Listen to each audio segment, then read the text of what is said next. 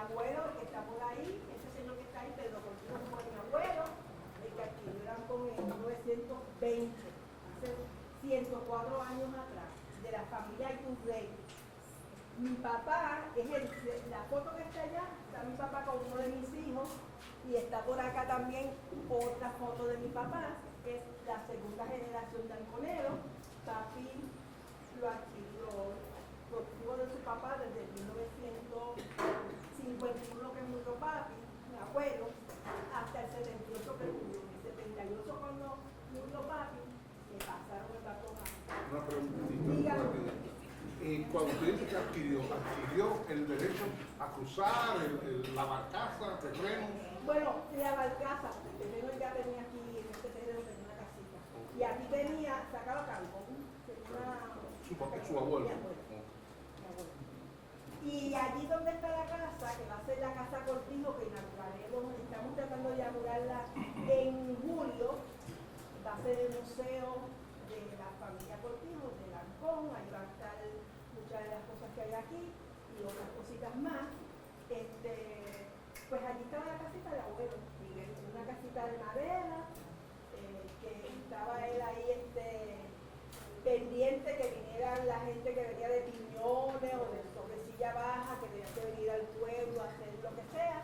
Él lo llamaba, si era a las 3 de la mañana, porque aquí la mujer al lado, lo llamaban ¡pasajero! Y él se levantaba y lo iba a buscar en el auto. Así que, bienvenidos de nuevo, creo que vamos a comenzar, ¿verdad? Sí, voy a comenzar. Vamos a comenzar, así que están en su casa. Gracias.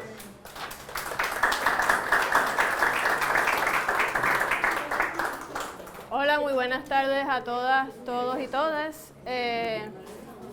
Yo soy Vanessa Hernández Gracia, codirectora del espacio y organización cultural El Lobby, y junto con Kiara Esgaramela, que es nuestra curadora visitante, estamos organizando, bueno, hoy es el tercer día, el último día, de la actividad titulada Devenir Fluido, Arte y Ecologías del Agua en el Archipiélago de Puerto Rico.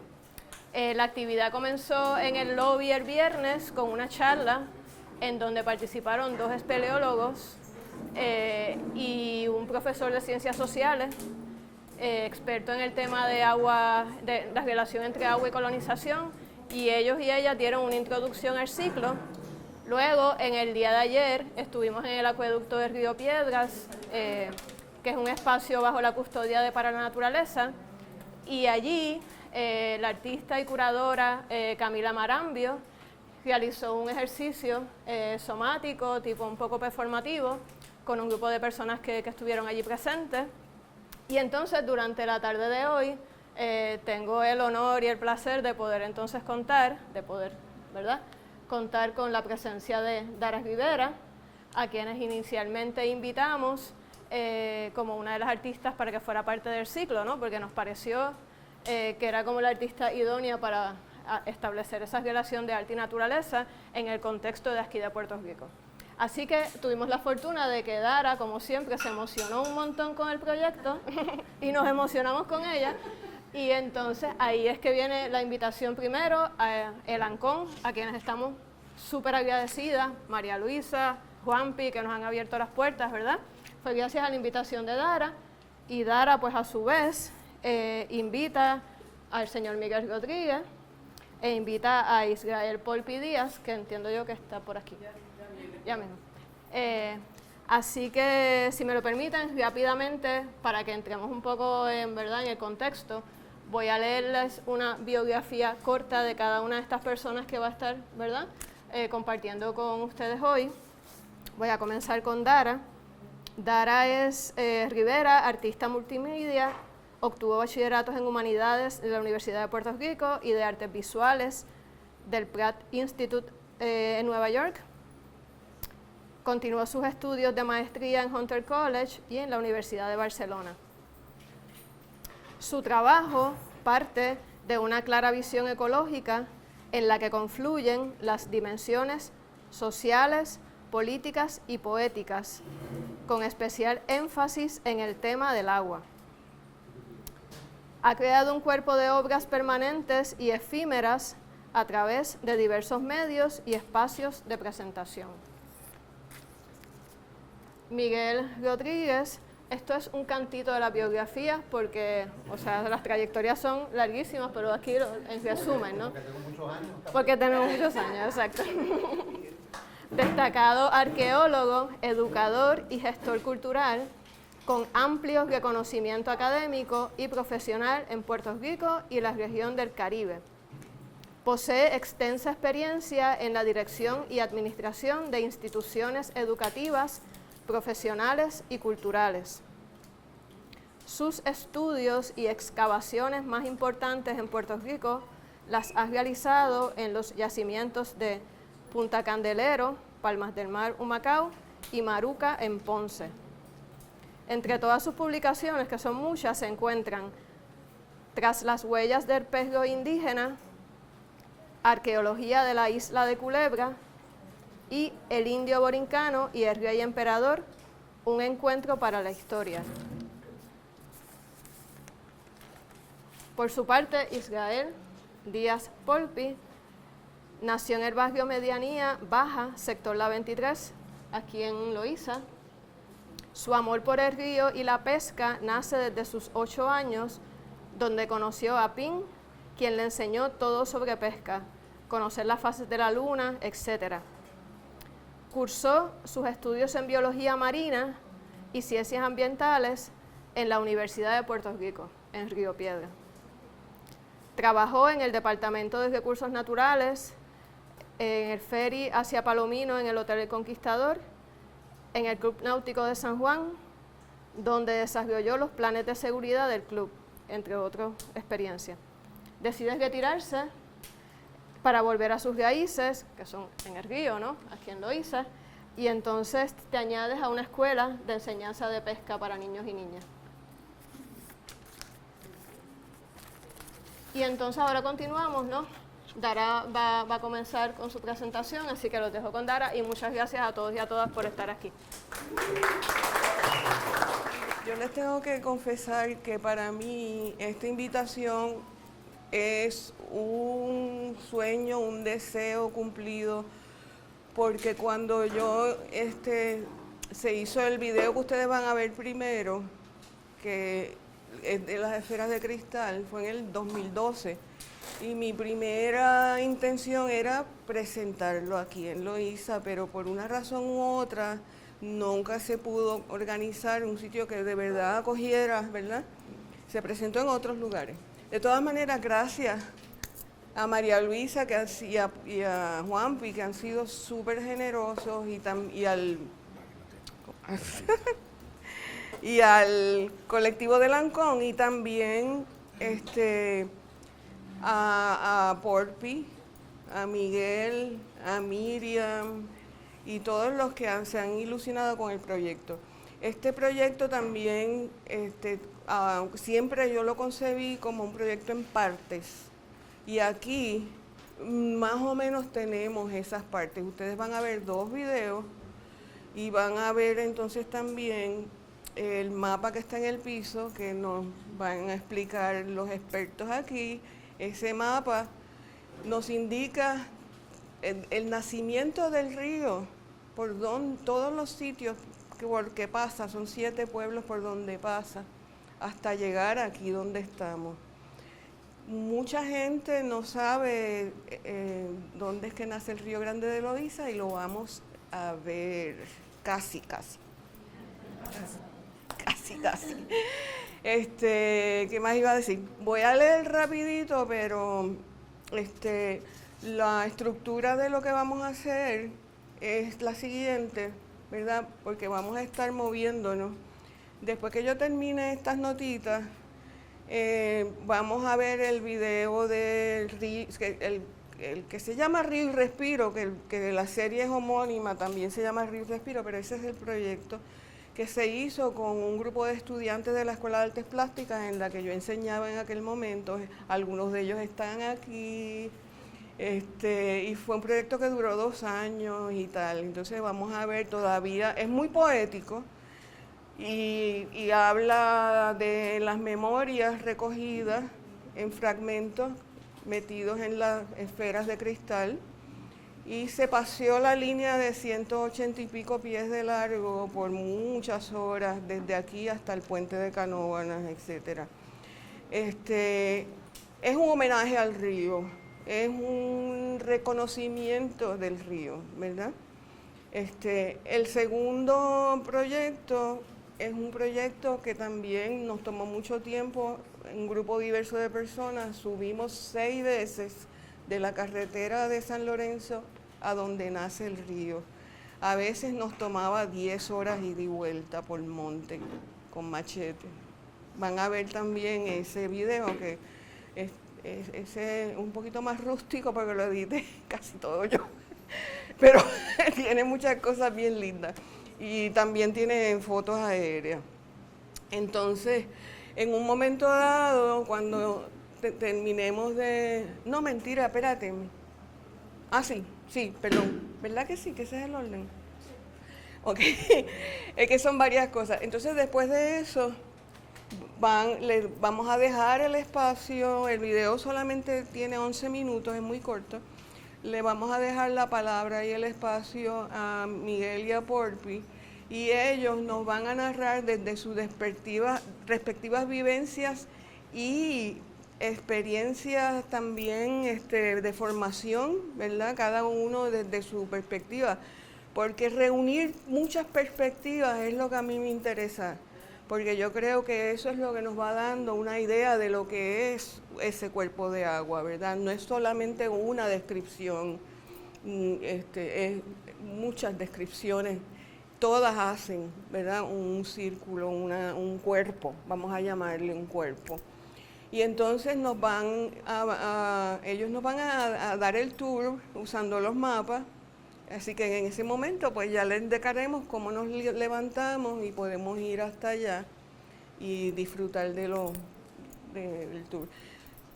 Luego de eso se abre una sesión de preguntas, comentarios, todo lo que ustedes quieran, ¿ok? Yo creo que yo dije mucho, pero déjame ver si se me quedó algo.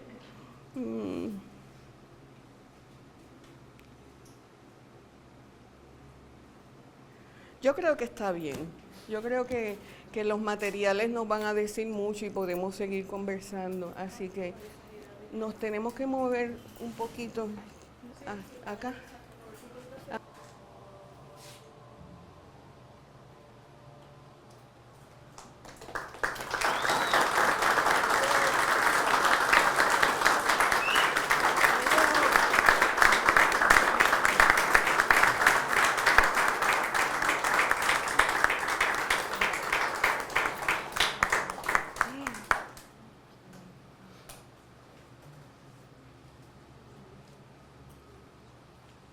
Magnífico. Gracias. Vanessa también fue parte de ese proyecto, ¿tú? Yo estaba en la barcaza. Exacto.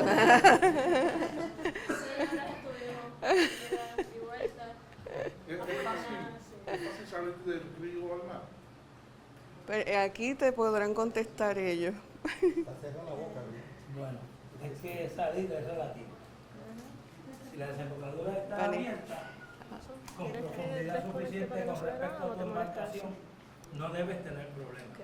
No, Salir déjalo es un así para no proceso molestar, para no peligroso, tuiquear. regresar es un proceso Entonces le pasamos ahora la Así palabra a que ella. salir tienes que ir rompiendo la hora y cuando regresas tienes la hora en las copas del bote detrás. Así que si haces algún error y no entras por donde es, las olas que vienen detrás de ti te van a hundir. Así que, pero sí, si hay una desembocadura honda y ancha, no debes tener ningún tipo de problema. Entonces, todavía nos queda un video que vamos a ver después, porque yo creo que hablar del río y los mapas y toda, que a mí me parece tan fascinante. Toca el primero, ¿verdad? Sí, porque así nos ubica y entonces Porpi nos tiene hasta un cartel con todas las especies que se pueden ver aquí en el río. No, esto es como para hacer un libro bien bello. Entonces, Miguel, tú decides cómo, si te quieres empezar acá o allá. Entonces, perdón, una notita es que cuando nos vayamos para allá, si podemos recoger las sillas que están bien cerca del mapa, de los mapas, o por lo menos temporalmente doblarlas y ponerlas contra la pared para no chocar con los mapas. ¿Ok? Bueno. Le paso a Miguel. Sí.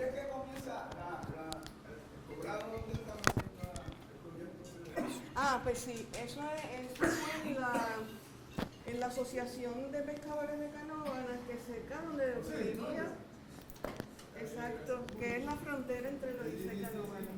Y ellos nos ofrecieron el lugar y yo estuve con ellos 7 años, yo me hice hasta miembro. Gente chula. Te pido el aparatito que está. Espérense un segundito. Sí.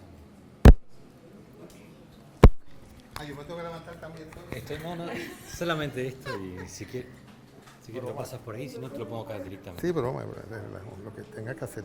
Eso mismo y ahí estamos. Bueno, como ya ustedes saben, soy arqueólogo y ustedes dirán, los arqueólogos lo que hacen es excavaciones en la tierra. Sacamos cosas de la tierra, artefactos antiguos, los estudiamos, los evaluamos, les damos un contexto, ¿verdad? Pero esto es el agua, yo no soy arqueólogo submarino, ni excavo naufragio. Y ustedes dirán, ¿y qué tiene que ver el arqueólogo con el Río Grande de Loíza y con un cuerpo de agua? Pues mire, le tengo noticias. Los arqueólogos definimos las regiones arqueológicas desde el punto de vista del agua, precisamente de los ríos. Nosotros no hablamos, cuando hablamos de arqueología de Carolina o de Loíza, o de arqueología del sistema de Río Grande de Loíza. Y cuando hablamos de arqueología de Utuado o de Arecibo, hablamos del sistema de Río Grande de Arecibo. Pero no solamente eso ocurre en Puerto Rico, en todos los países del mundo se definen los contextos arqueológicos por los ríos. ¿Y por qué? Imagínense, el río es la carretera que tenían las sociedades antiguas para caminar. Nosotros tenemos ahora autopistas y llenas de hoyo y todo, pero bueno, los retratan, no se olviden, los retratan. Pero las autopistas antes eran los ríos. Y no solamente es el río principal, ¿verdad? Porque aquí vemos el cauce del Río Grande de Loíza, el río principal. El sistema de Río Grande de Loíza es el sistema arqueológico más complejo de Puerto Rico, porque no solamente tiene el Río Grande de Loíza, tiene todos esos tributarios enormes, que son ríos de por sí. El río Gurabo, el río Cayaguax, el río Cagüita, el río Canóvana, el río Canovanilla, un montón de ríos que son parte, el río Valenciano allá, que forma parte del río Gurabo. Así que todos esos pueblos, y es real, hemos podido constatar que las unidades arqueológicas estaban definidas por los ríos. Y en el caso del Río Grande de Loíza, mucho más, porque es el río más extenso en términos del sistema y más caudaloso de Puerto Rico, y el que llega a más lugares. Así que tenemos que pensar que los antiguos habitantes, estoy hablando de la época indígena, también de la época colonial también, que se usó el río como avenida y como fuente, ¿verdad?, de transportación.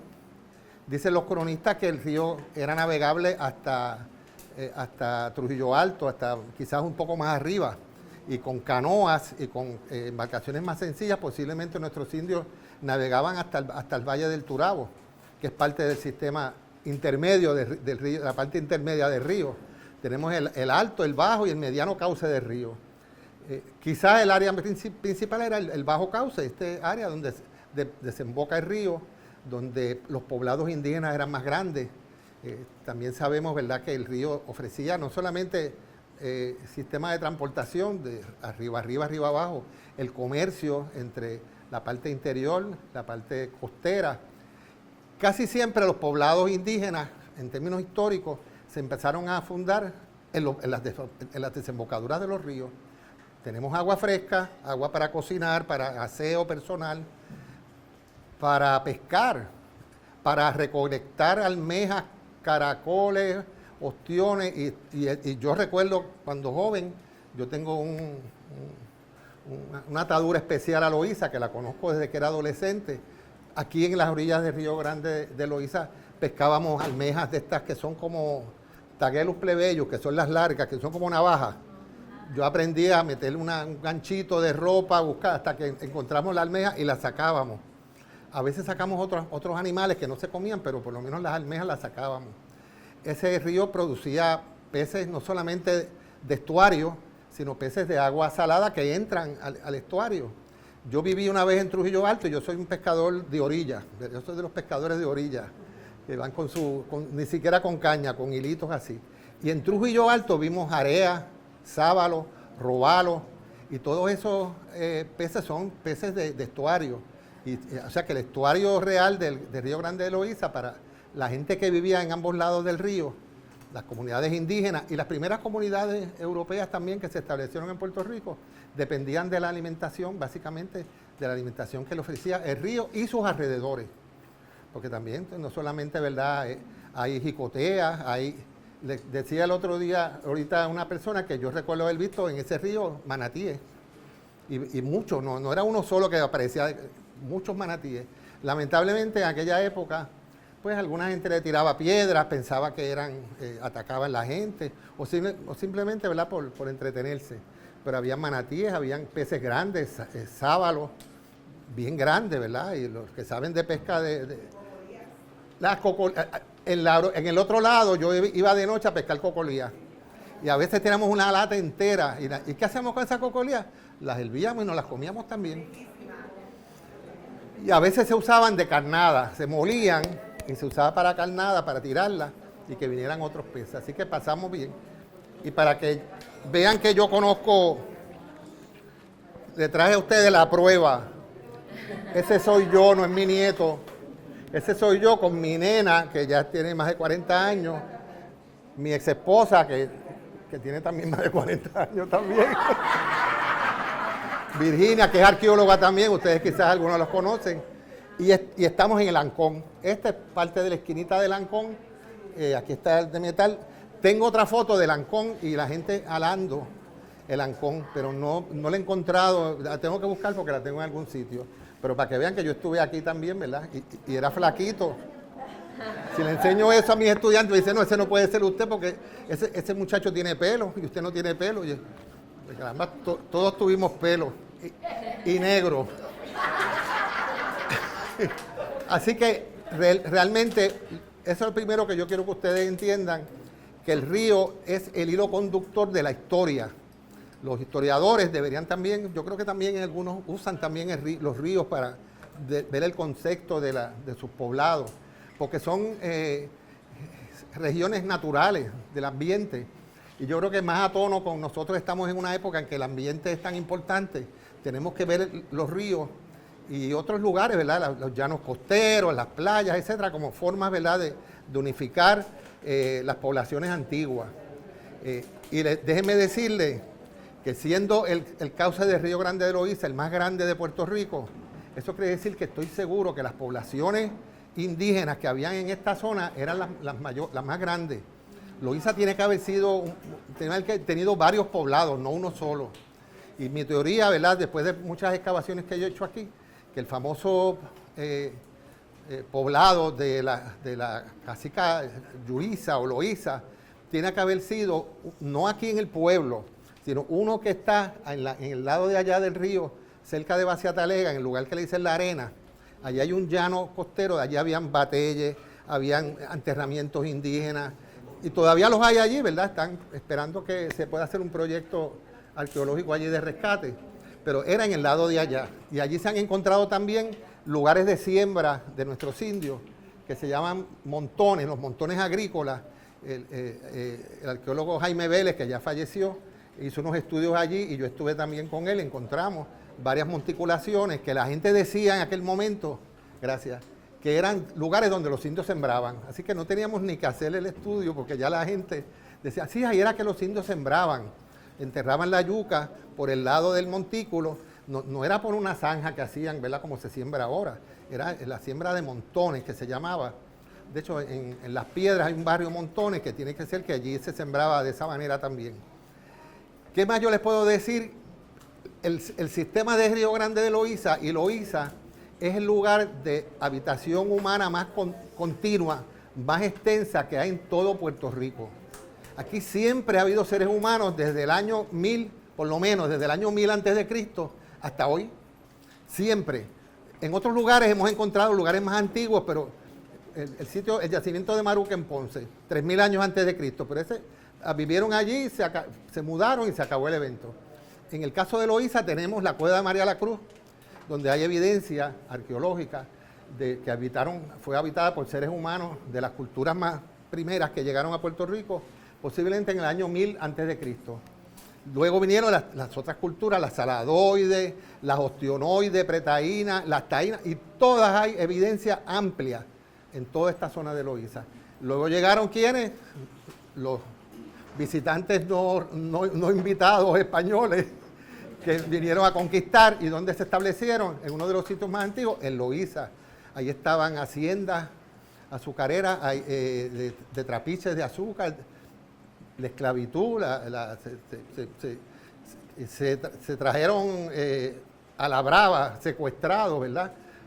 Poblaciones de África para trabajar la industria azucarera en Loíza y en otros lugares costeros. Siempre hubo gente en esta zona. De hecho, don Ricardo Alegría, que mucho de lo que yo estoy diciendo se lo debo a que lo aprendí de él también, fue mi maestro, decía que él encontró unos documentos que la finca de su familia, él tenía familia que tenían una finca aquí en Loíza, en donde es ahora la vaquería que le dicen, y ahí hay un yacimiento indígena grande también, pero no tan grande como el otro. Y decía que había unos documentos que ese yacimiento, se conoce esa zona como la finca de San José del Cacique. La finca San José del Cacique, o sea que había un cacique o una figura de autoridad en esa zona que el nombre quedó en la toponimia, ¿verdad? Si podemos decir así. Y también otro elemento que sabemos de esa continuidad histórica, donde se han mantenido las tradiciones de preparación de comida, las gastronómicas, de hacer las cosas, ¿verdad? La fabricación, las palabras de las comunidades indígenas en Loíza. Y es que obviamente hubo toda una serie de comunicación y de intercambio cultural y de unidad, obviamente, entre las comunidades indígenas y las comunidades afrodescendientes que vivieron aquí. Aquí se hace el casabe, se producen un montón de alimentos, se siembra como se sembraba en el pasado, las artesanías, todas esas cosas tienen que ver con que hubo todo un proceso que se ha estudiado en otros lugares, ¿verdad? Pero aquí también en Loíza lo estudió don Ricardo Alegría, que se dio ese factor. Y de ahí en adelante ha habido habitación continua hasta ahora, hasta hoy, que estamos aquí nosotros, aquí, ¿verdad? En esta actividad. Pienso que si no hubiese existido un río aquí, el Río Grande de Loíza, el río Cairabón, creo que le decían, Cairabón, que queda ese nombre todavía en una parte del río. Hay un tributario del río que se llama como el río Cañabón. Eso es Cairabón alterado, ¿verdad? Y Cañaboncito, Cairaboncito. O sea que todavía nos queda parte del nombre original del río, pero en una parte más arriba, ¿verdad? Alta del río.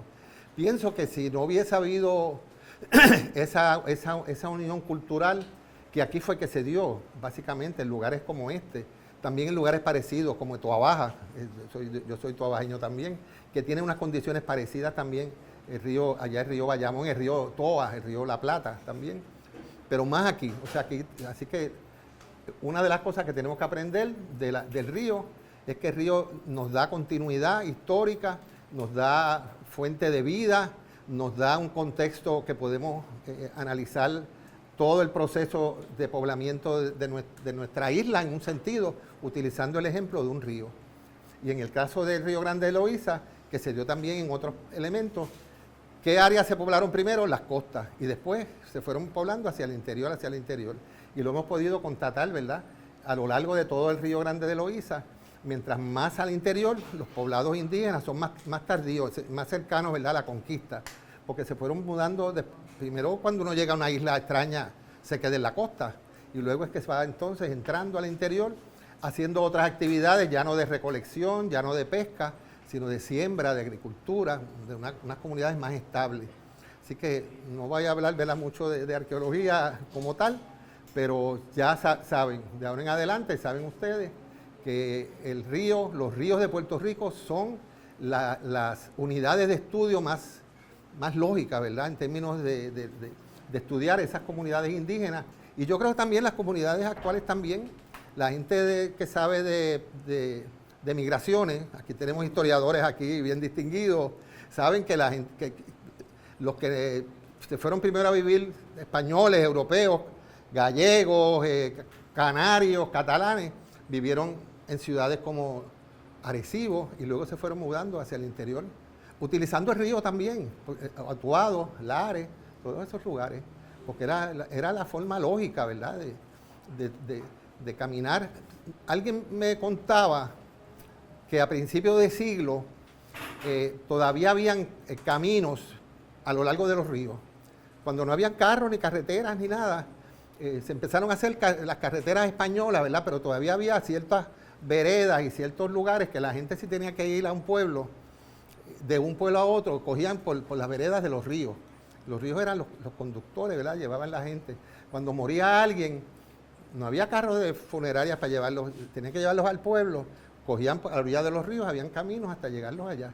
O sea que el río tiene una utilidad tan grande que yo diría que deberíamos estudiarlo más, conocerlo más. No simplemente que nos sirva, ¿verdad?, de inspiración para hacer cuadros o para meter jet ski, que gracias a Dios que en ese río no vimos ninguno hoy. No sé si es que no lo han descubierto, pero no veo mucha, ¿verdad?, jet ski ni da esas cosas por ahí.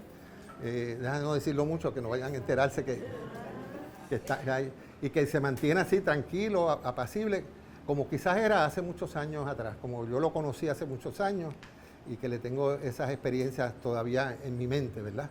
Aquí está más o menos el punto donde se cree que es por esta zona el verdadero nacimiento de Río Grande de Loíza, pero como ya señalamos, a veces es bien difícil precisar este lugar particular, este chorrito de agua, es el que después se convierte poco a poco en el Río Grande de Loíza, que ya llevan hasta la desembocadura ya. Como yo les expliqué ahorita, este es el cauce original, el cauce central del río, al cual se va uniendo diferentes ríos a la vez que va llegando hasta el océano Atlántico, ¿verdad? Los ríos siempre nacen en el interior de los países, ¿verdad? En el caso de Puerto Rico, y va cruzando toda esta zona montañosa del barrio Espino. Y interesante, arqueológicamente, en cada 2 o 3 kilómetros hay un conjunto de petroglifos indígenas. Obviamente los indios sabían la importancia del río, lo usaban como guía posiblemente, y para viajar hacia la desembocadura o ir a otra aldea, pues sabían, bueno, pues llegamos por este petroglifo, se dejaban llevar por esos petroglifos.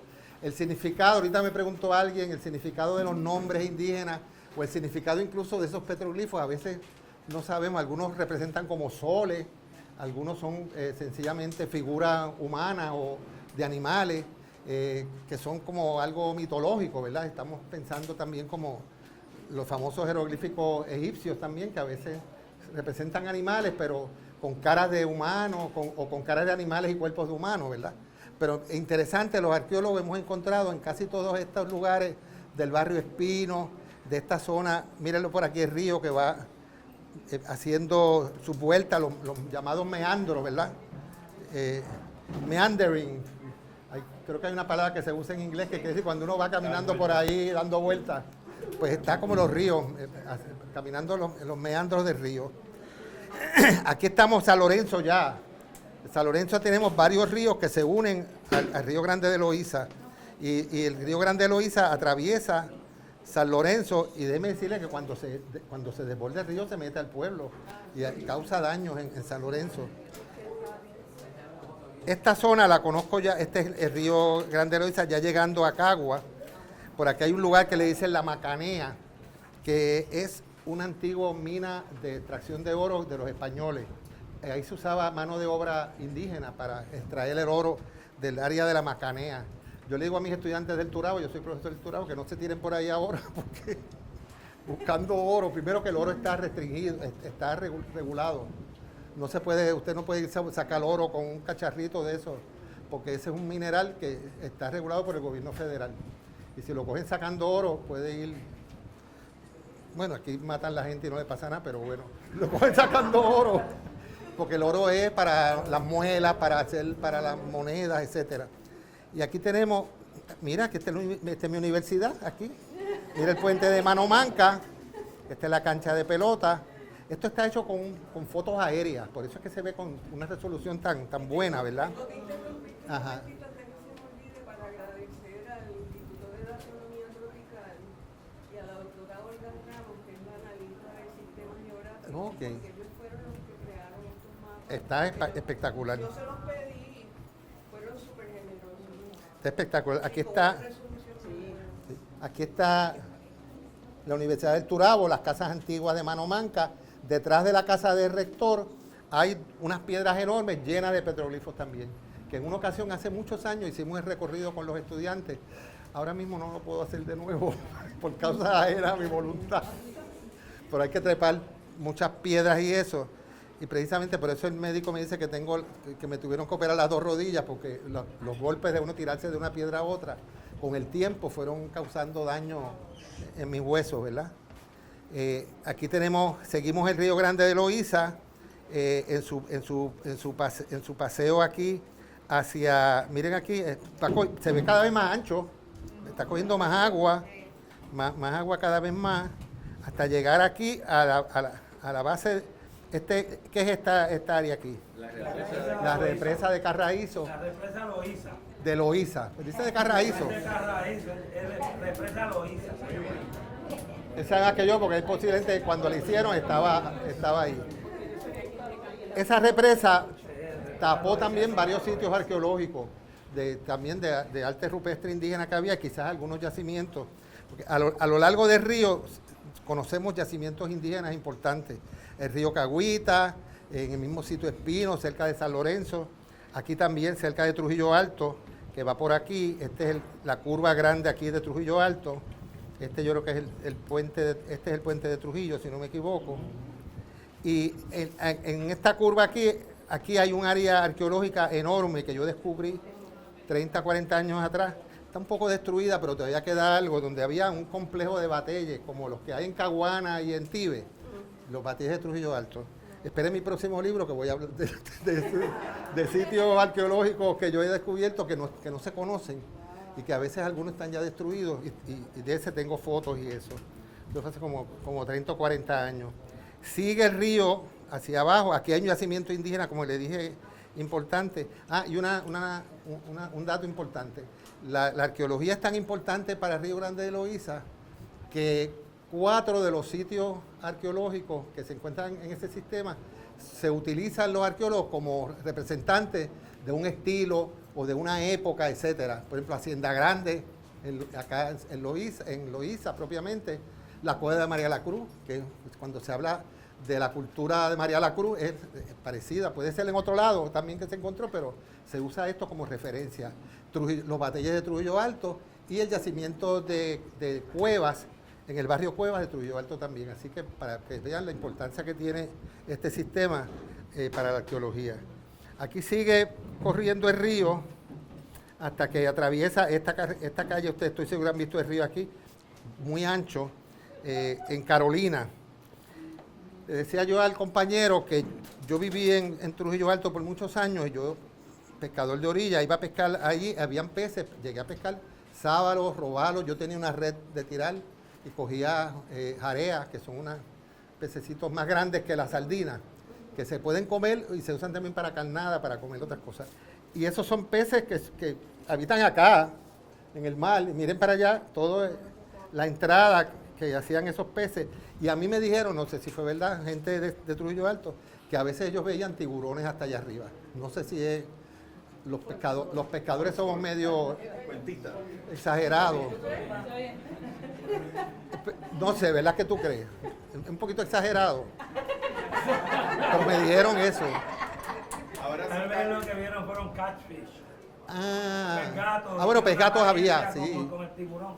Y son grandes. Sí, yo lo he son visto grandes. de 18 y 20. Sí, yo lo he visto. Sí. Y ahora sí se ven caimanes. A mí se me fue uno de 40. Porque a los pescadores siempre se le va el pez más grande. Uno lo había, no, una vez un pescador me dijo que en el puente de Boca de Cangrejo, que una vez pescó un pez tan grande que no cabía por el medio de las dos columnas del puente. Yo dije, pero se te fue, y me dije, claro, si no cabía, se fue. Ah, ok, está bien. Se lo creímos, ¿verdad? ¿Qué íbamos a hacer? Que la ballena. Bueno, Ahora se ven caimanes. pero es verdad, hay caimanes. En todos los ríos de Puerto Rico hay caimanes y hay otros, ¿verdad? Que aquí pasa algo bien interesante que quiero que ustedes vean. El río va haciendo meandros aquí, ¿verdad? Dando vueltas aquí. Y aquí da un meandro enorme, que yo estoy seguro que en esta zona aquí tiene que haber un yacimiento arqueológico grande. Si fuera por jugar por la localización, esta vuelta del río, quizás haya algo poblado ahí porque está en un sitio muy estratégico. Y aquí en la central de Canóvana. Ahí están las ruinas de la central. Sí, las ruinas están, míralas aquí. Luego, ¿qué ustedes notan de aquí en adelante? El río va derechito, derechito, derechito hasta esa desembocadura. Eso, dicen los geomorfólogos, que no es algo normal, que puede ser que en algún momento de la historia del río se canalizó. Pero uno dice, ¿cuándo? ¿Cómo? Eso requiere, para canalizar un río así, requiere mano de obra, mucha gente. Fue en la época de la conquista, fue ya en la época española, fue con mano de obra esclavizada. ¿Puedo ayudarlo? Claro que sí, tú explicas. ¿O fue cuando la época indígena, que entre los indios explícanos? Lo que sucede aquí Ajá. es un dragado por el hombre.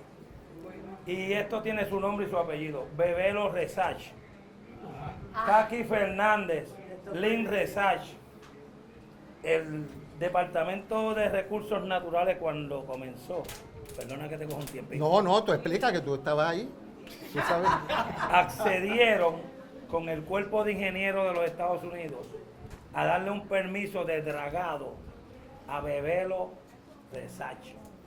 Tuvo 15 años dragando de aquí hasta aquí. Sacando arena. Ellos le llamaban grava, porque la justificación científica, se la compraron esa gente a ellos, era que la arena y la piedra que había aquí era depósito traído por el río, porque el río la producía. ¿Qué sucede? Que cuando le hicieron análisis a esta tierra, era carbonato de calcio. ¿Qué significa eso? Que la procedencia de este suelo marino era del océano, de los arrecifes de coral. Por lo tanto, todo lo que ellos sacaron aquí, de hecho, el río lo pusieron recto, pero el río era curvo en muchos sitios aquí. Por ejemplo, no sé si aquí se ve unas montañitas que hay, que es la Cuchilla de Santa Inés. Ah, sí. Ese lugar era como de 100 pies de ancho, ahora es de 300. Pero eso lleva como 40 o 50 años. Hubo una draga ahí de Bebelo Resach por más de 20 años y nadie dijo nada. Entonces, para comenzar, ahora lo voy a dejar a él porque yo voy a hablar de esto. Ya nos ha ahorita. aclarado un misterio. Yo voy a hablar de esto ahorita. Así que se extrajo arena ahí, piedra, sedimentos de diferentes tipos, por años autorizados por el Departamento de Recursos Naturales y el Cuerpo de Ingenieros de los Estados Unidos. Gente que dice tanto que hay que cuidar los recursos naturales. Aquí tienen un daño permanente que vamos a ver causa y efecto ahorita cuando me toque mi turno. Pues yo no Para que vean sabía. qué es lo que está pasando. Aprendiendo cosas nuevas. Construcción. Para la construcción en esa época, sí. Con eso se construyeron un montón de urbanizaciones que hay aquí en Puerto Rico. Eso sea en los Con años ese daño 60. permanente que está ahí. Lo último que quería mencionar, que estamos ya llegando aquí, mire, estamos aquí ya, mire el puente, por aquí estamos, que recuerdo las historias de personas que vivieron en esta zona, que vivieron en Piñones, en la arena, que habían unos canales que conectaban al Río Grande de Loíza y a los agricultores de esta zona, los conectaban hasta el área metropolitana, no tenían que salir fuera, porque hay un canal por ahí, el canal, se me olvida el nombre de él, Suárez, Ese es el canal de los Caracoles, un poquito más arriba por el lote de Juan Pérez. Ok, vamos por ahí. Es el caño, el 11 y el caño inglés. Esos dos caños conectan a la laguna de Piñones. Y de la laguna de Piñones sales por el vertedero de Carolina. Y también sales por el bosque estatal de Piñones y ya estabas en el otro lado. Todo eso estaba navegable.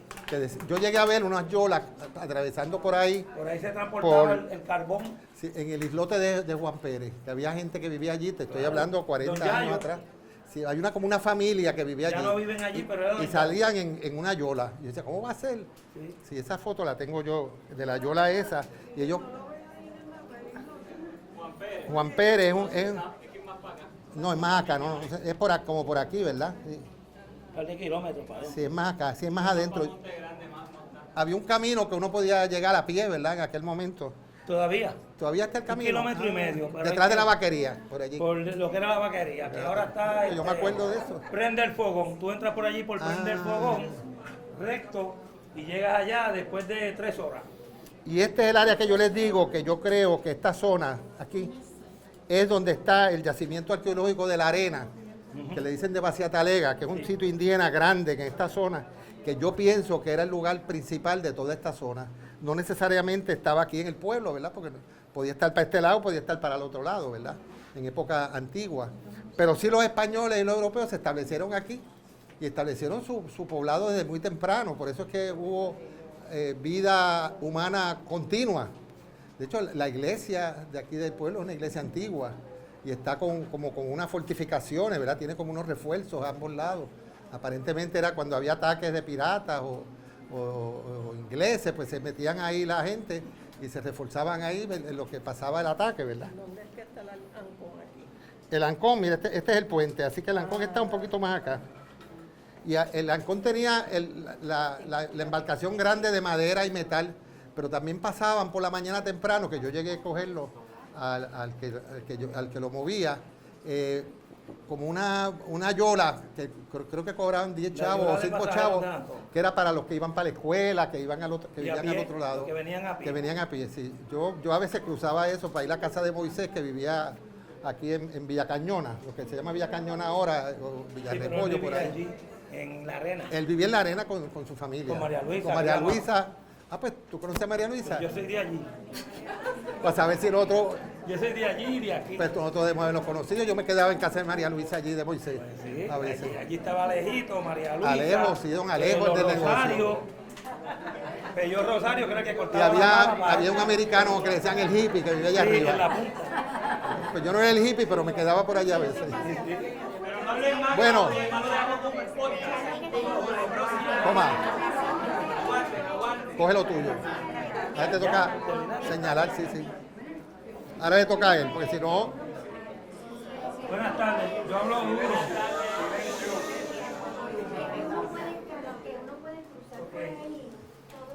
Mi presentación es la perspectiva desde mi punto de vista. Yo Me busca el agua. biólogo marino y ambiental, como dijeron ahorita. Así que esa es mi perspectiva. ¿Qué tú haces aquí? Al fondo hay un mapa hidrográfico del río Grande de Loíza, desde donde nace hasta donde muere. Aquí lo que vamos a hablar es de causa y efecto por la extracción de arena que le han cambiado el cauce al río en su trayecto final, con las consecuencias que vamos a tener y las consecuencias que estamos viviendo hasta hoy.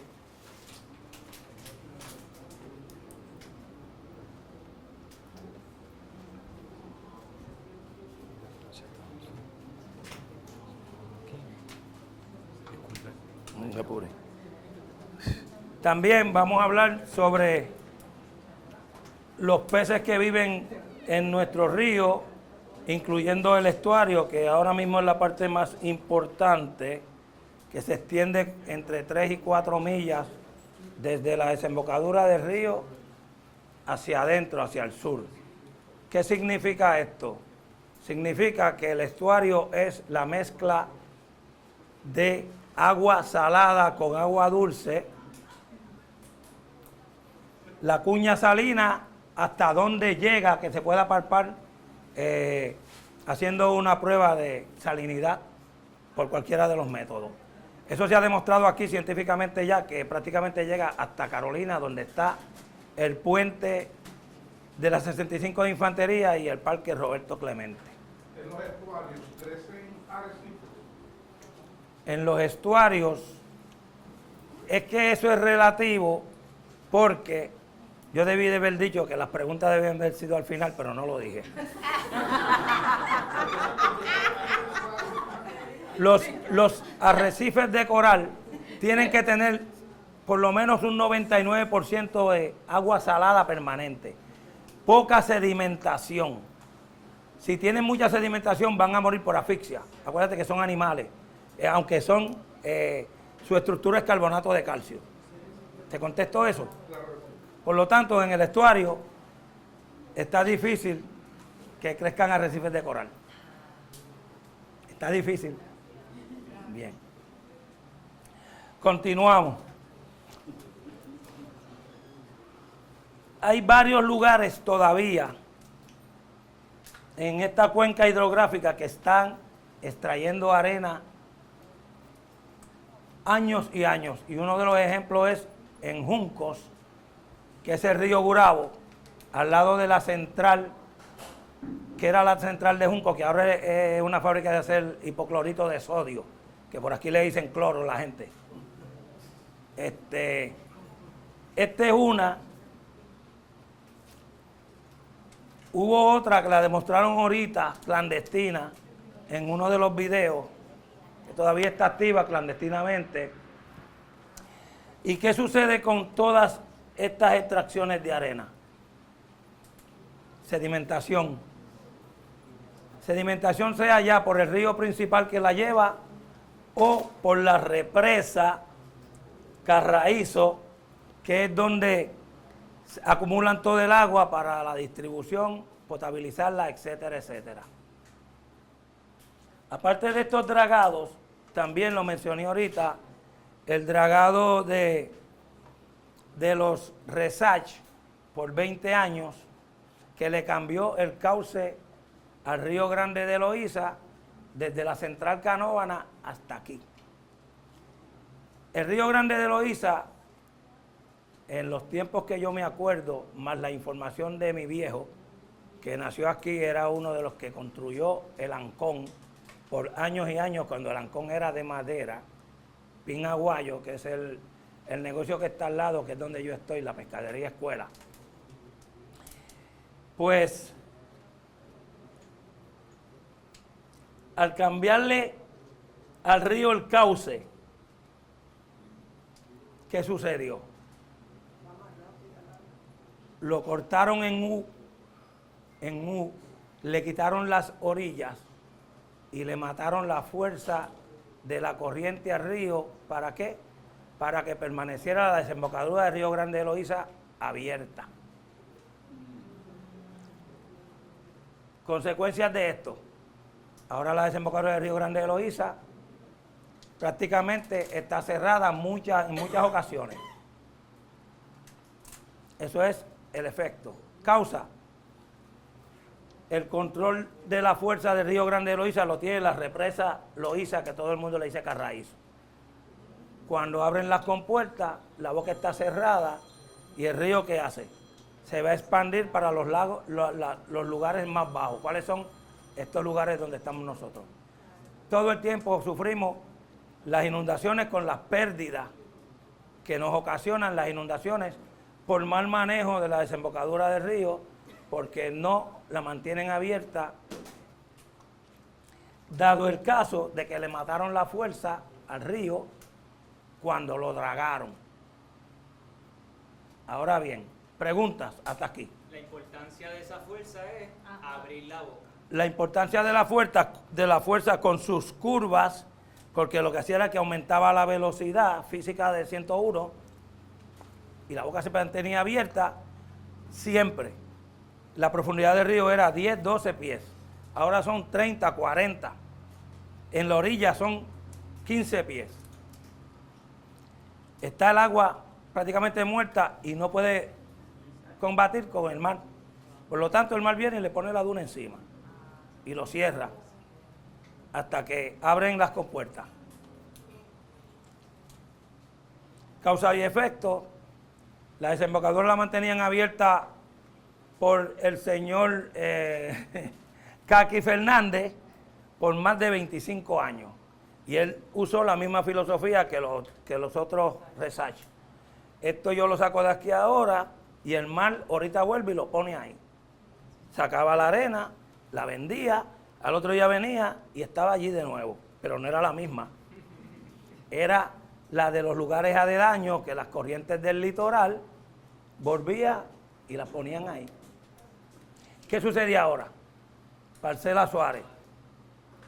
La calle principal de la Parcela Suárez ya está en el mar. La punta que aparece en la carta náutica, que ahora la Punta Iglesia, está en el bolsillo de Kaki Fernández. Se la comió completita y la vendió. Esa es la causa y efecto de la extracción en la boca del río. Ahora bien, pregunta hasta aquí. Diga. Bien interesante, yo conocía lo de la extracción tantos años. ¿Qué año fue más o menos? La extracción fuerte aquí fue En la Santa Catalina, allá en la curva del río. no, después de la curva, usted está hablando de esta curva, de aquí para acá. No, la curva en la central. Es que esta es la central Canóvana aquí. Ahí está, sí, ok. No, yo no estoy diciendo extracción aquí, la extracción fue de aquí para acá, que pusieron el río derecho. Ah, ok. También hubo otras extracciones por acá antes de Carraízo. ¿En qué año fue la...? Estamos hablando entre los 60 y los 70 y pico. Pues es que eso tiene que haber modificado, ¿verdad? El contorno. El contorno, pero ya en los mapas más antiguos aparecía el tramo del río bastante recto. Pero el río era así de ancho. De 100 pies de ancho. Ahora es de 300 y 400 pies. Por 30 pies. Antes era llano. No más de 10 pies de profundidad. Ahora tiene 20, 25 pies porque fue dragado. Así que la mano del hombre se metió ahí y esa es la causa y el efecto lo estamos sintiendo ahora. ¿Eso le contesta a su pregunta? Pero el tramo se veía recto, ¿no? Se veía recto desde un mapa topográfico aéreo. Desde un aéreo se veía recto, pero si usted se fija, la cuchilla de Santa Inés era curva y ya no existe la curva. Y el mejor ejemplo es que se comió la carretera, la 946, esta que está aquí, paralela al río. No tuvo la alcaldesa de Eloísa Canóvana restaurarla por varios millones de dólares. ¿Por qué? Porque el río se expandió para allá. Porque lo cortaron, la orilla se la comieron. Era cierta luz, una pendiente como de 45, caía, volvía y otra pendiente de 45. Orillas, ambas orillas, ya no tiene orillas. No hay orillas aquí ni hay orillas allá. Hasta allá, hasta la central. Luego el río, entonces sí tiene de nuevo su morfología, con todos los golpes que le han dado.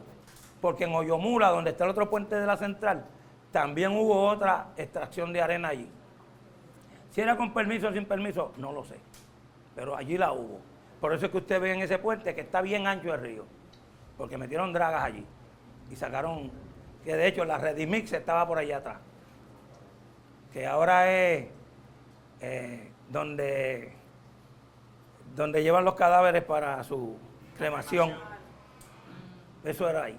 Ok, su pregunta. A la misma vez se estaban llevando las dunas de Piñones. Bueno, se llevaron las de Piñones, las de Isabela, que eran las más grandes en Puerto Rico, y por aquí estaba el arqueólogo, y usted es historiador. Estaban en Isabela y en Loíza, hasta 30 pies de altura. De aquí no se veía para la playa. Eran dunas de 30 pies. ¿Dónde están? En el Aeropuerto Internacional de Isla Verde. ¿Dónde más? En las urbanizaciones adyacentes al aeropuerto. Todos esos condominios que están ahí son las dunas de Loíza y parte de las de Isabela. Y ahora, pues, Loíza está disminuyendo. Diga usted. Una pregunta que es una curiosidad, que puede ser que no sea nada, pero yo siempre me ha sorprendido que al lado de la represa de Carraízo haya una cantera gigante. Eso, Para empezar, sedimentación al cuerpo de agua. por eso, ¿verdad? Obligado. Porque es una cantera enorme, o a veces uno lo ve en los mapas como si fuera un mordisco. No, están comiéndose la montaña. Y es roca azul, comúnmente la que le llaman roca azul. Hay diferentes tipos de roca allí. Pero la que más yo he visto que ellos están extrayendo allí es la azul. El daño, como quiera, es el mismo, porque la montaña nació allí por un propósito que tenía que hacer. Y yo creo que esos son los días también, los que están allí. Así que yo he corrido todo eso porque, tú sabes, es una pena que recursos naturales y el cuerpo de ingenieros y esta gente le caigan encima a las personas pequeñas. Tú vas a buscar un permiso para cortar por ejemplo, un árbol que está en tu propiedad y tienes que ir para que ellos te den un permiso de poda total o parcial y pasar las de Caín, como decimos por aquí. Entonces, cuando para una catástrofe de este tipo, de hacer un dragado, le abren las puertas. Y entonces el pueblo que se fastidie. Y a la larga vamos a sufrir las consecuencias como las que estamos sufriendo en este momento.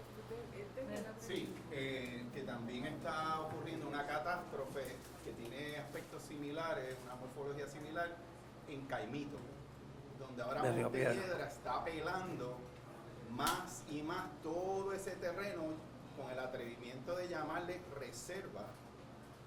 Montehiedra Reserve. Ay, qué nombre más lindo. Eso es verdadera, ¿verdad?, morbosidad.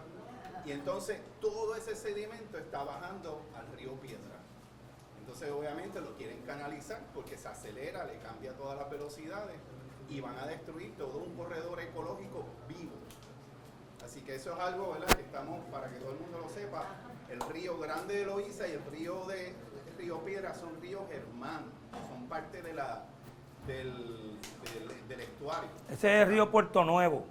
Sí, que cae en la laguna de la Bahía de San Juan. Exactamente. Por el área este. Sí, yo he corrido todo ese lugar ahí y es una pena porque ya urbanizaron y el río lo cogieron y le pusieron 4 paredes y un piso de hormigón, parte de él, por aquí antes de llegar a Plaza Las Américas. Y yo no sé cómo ellos van a trabajar con ese tremendo tostón para llevarlo al origen. Volví con tu permiso. Diga. Ya nos estamos acercando un poco al final de la charla y quisiéramos que no nos quedáramos sin escuchar acerca de lo que nos ibas a comentar acerca de la biodiversidad y lo diversidad. Ok, ya me están votando, así que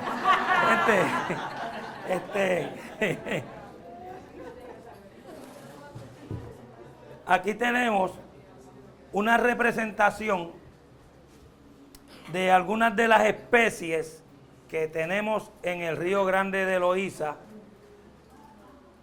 desde el estuario hasta arriba. Ahorita el profesor mencionó jareas y lisas, están aquí, están marcadas con unas estrellitas, pero yo voy a resaltar algunos otros peces que normalmente son peces del arrecife vivo y también viven aquí, desovan aquí porque perdonen el Spanglish, este es el nursery, los estuarios son los nurseries para las poblaciones de peces y los crustáceos.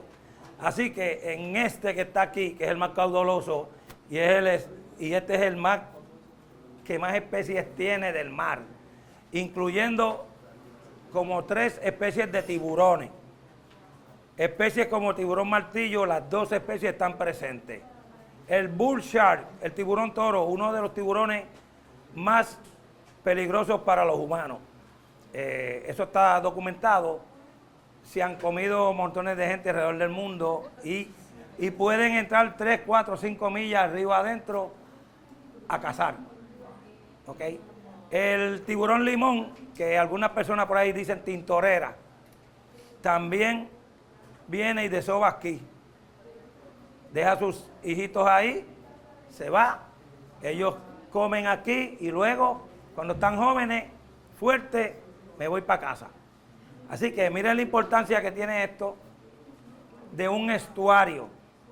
Y amén que no corren los jet ski como explicamos ahorita. Porque los jet ski son unos asesinos de las poblaciones de marinas y de donde quiera que se encuentren. Por favor, tenemos que luchar con esto porque países tan pequeños, islas tan pequeñas como San Tomás, San John, Tortola, San Martín, está prohibido el uso de los jet ski. Prohibido. ¿Por qué nosotros, que somos una isla más grande, supuestamente con mucho más ciencia, tenemos que permitirle estas atrocidades? Nos vamos a quedar sin poblaciones de peces pronto, gracias a los jet ski y a la mano humana que sigue con intromisión indebida y se hacen de la vista larga. Vamos a tomar conciencia de esto, porque la mayor parte de los pescados que se comen aquí, yo digo pescado, son importados. El 98% de lo que estamos consumiendo aquí es importado, incluyendo los pescados y los mariscos. Si no vamos a proteger esto, que es lo poco que nos quedan, también el estuario de la laguna de Torrecilla, el de la laguna San José, que son los más grandes de Puerto Rico, hay que protegerlos de estos asesinos de gasolina como son los jet ski. Por el momento, eso es todo lo que tengo. Si tienen alguna pregunta, estoy aquí. Adelante. Sí, que en su experiencia y los demás pescadores en el área han visto cambios, efectos de todo este dragado, de la variedad de peces o la cantidad de peces que ustedes pescan. Bueno, la pesca se ha mermado más de un 60%, 70% en este caso. Por la oxigenación, el movimiento del agua. Hay diferentes factores. La desembocadura del río ya no está consistentemente abierta. Por lo tanto, muchas de las especies no tienen la oportunidad de venir a desovar aquí. Por lo tanto, automáticamente es directamente proporcional, las poblaciones bajan. Si tienes menos individuos, pues tienes menos para alimentarte. Otra desventaja. Esto es un sistema tropical. Tiene muchas especies, pero pocos individuos de cada especie. Esa es una de las definiciones de ser tropical, aparte de que tenemos los huracanes, que son otros amigos. Otra pregunta. ¿Cuántas de esas especies son comestibles? Todas. Todas son comestibles. Yo no conozco un pez que no se pueda comer. Hasta el oil fish, que es de la profundidad, de algunas personas se lo han comido. Ya. ¿Me están votando? Mira, yo creo que Corby y Miguel. Podemos abrir otra sección cuando sea. Eso me iba a decir. Y seguimos ilustrando. Gracias. Gracias.